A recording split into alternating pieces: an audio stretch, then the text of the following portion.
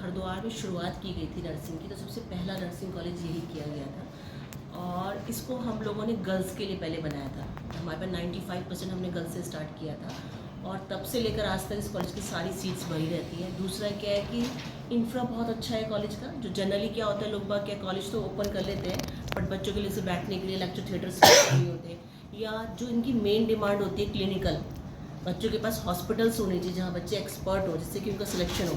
AIIMS हो गया आप लोगों का, पीजीआई हो गया आपका, मतलब इतने एम्स खुल गए वहाँ बच्चों का सिलेक्शन होना, तो जो प्रॉपर गाइडेंस होती है वो इस कॉलेज में मिलती है।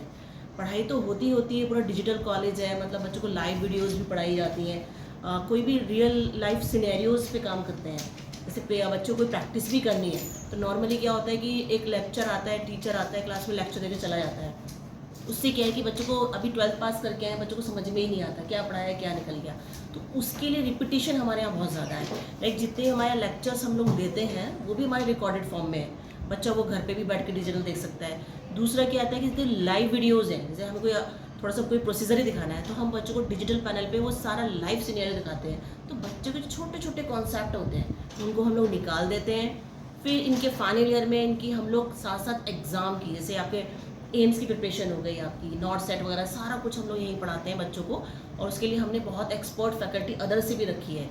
इसके अलावा हमने फॉरेन के लिए बच्चों को आजकल बहुत है कि हमें बाहर जाना है, हमारी बाहर जॉब बिल्कुल लगनी ही चाहिए, और गरीब बच्चा आता है नर्सिंग फील्ड में, कोई ज़्यादा अमीर बच्चा तो आता नहीं है, तो उसके लिए भी हमने फ्री ऑफ कॉस्ट यहाँ बच्चों के लिए एक मैम रखी हुई है जो आइलेट्स की तैयारी कराती हैं, यानी जर्मनी लैंग्वेज हो गई, चाइनीज़ लैंग्वेज हो गई, वो सब इनको कराती है। और कोशिश यही होती है कि जब बच्चा यहाँ से 3rd ईयर अपना फाइनल ईयर कंप्लीट करता है, उसके निकलने से पहले हम उसकी जॉब लगा देते हैं। ये इस कॉलेज की खासियत है।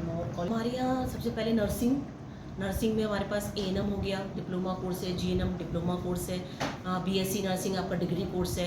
इसके बाद में जीएनएम वालों के लिए पोस्ट ग्रेजुएशन कोर्स, इसको हम पोस्ट बेसिक बीएससी नर्सिंग बोलते हैं, ये भी आपका पोस्ट ग्रेजुएट कोर्स है। इसके बाद एमएससी नर्सिंग होती है, मास्टर्स।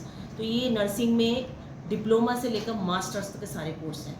इसके अलावा पैरामेडिक्स में आ जाते हैं। पैरामेडिकल में हमारे पास जैसे बीएमएलटी कोर्स होता है, बीएमआरआईटी होता है, बीपीटी हो गया, बीएमएमएम हो गया, और बीएससी ऑप्टोमेट्री, इस तरह के सारे कोर्स हैं। और इसी के मास्टर्स भी है हमारे यहाँ। जैसे अब बीपीटी कर लेता है कोई व्यक्ति तो एमपीटी भी है हमारे यहाँ, और बीएमएलटी करता है बैचलर तो उसके बाद में आपका एमएलटी मास्टर्स भी है।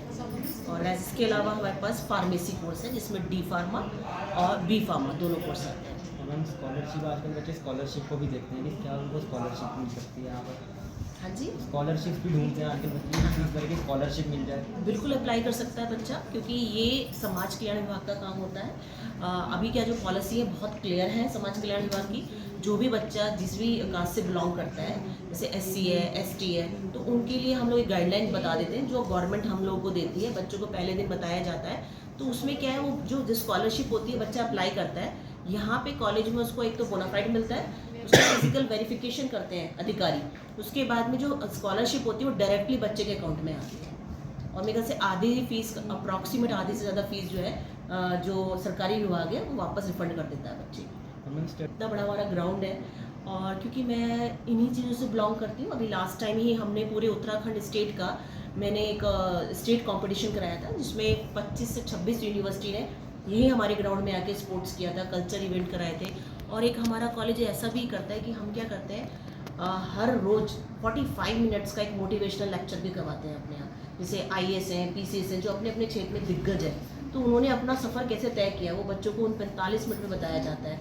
तो उससे क्या होता है कि बच्चे पढ़ाई के अलावा भी चीज़ें सीखते हैं कि भाई पूरे दिन क्या होता है कि बच्चा सुबह से लेकर शाम तक, अकेला ऐसा कॉलेज है जो 8 घंटे चलता है। अगर आप नॉर्मली उठाएंगे कॉलेज में तो 6 आवर्स चलते हैं, बट अपना जो कॉलेज है 8 आवर्स चलता है बच्चों का। तो इसके अलावा इनका एक्स्ट्रा हमारा एक SNA होता है, स्टूडेंट नर्स एसोसिएशन होता है, उसमें जितनी भी इनकी एक्टिविटी होती है, जैसे कोई कंपटीशन हो गया, स्पोर्ट्स हो गया, कल्चर हो गया, सारा हम इसके अंदर जो है मतलब डेली बेसिस पे, वीकली, ईयरली सब बनाते हैं। कॉन्फ्रेंस होती है, नेशनल कॉन्फ्रेंस होती है, इंटरनेशनल कॉन्फ्रेंस होती है, बहुत सारी चीज़ें होती हैं। थैंक यू मैम एडमिशन के तो मान्यता तो जब कॉलेज ओपन होता है ना, बिना मान्यता के कॉलेज ओपन नहीं होता है। जो लोग करते हैं फेक, तो उनका पहला ही बैच नहीं निकल पाता। जबकि इस कॉलेज के 14 वर्ष हो गए, बहुत सारे बच्चे निकल गए हैं। नर्सिंग के लिए हमको SNRC से चाहिए होती है, मतलब स्टेट नर्सिंग से चाहिए होती है हमें मान्यता, वो भी अपने कॉलेज के पास में। INC से मान्यता चाहिए होती है, वो भी कॉलेज के पास में है।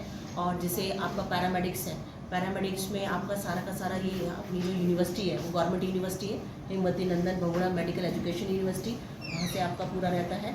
और फार्मेसी में आपका PCI से रहता है, आपका फार्मा काउंसिल ऑफ इंडिया वहाँ से रहता है। तो जितनी भी मान्यता है वो सब इस कॉलेज के पास ऑलरेडी है। और नया कॉलेज नहीं है, पुराना कॉलेज है। 14 साल में बहुत सारे बच्चे निकल भी चुके हैं और गवर्नमेंट सेक्टर, प्राइवेट सेक्टर सभी में काम कर रहे हैं।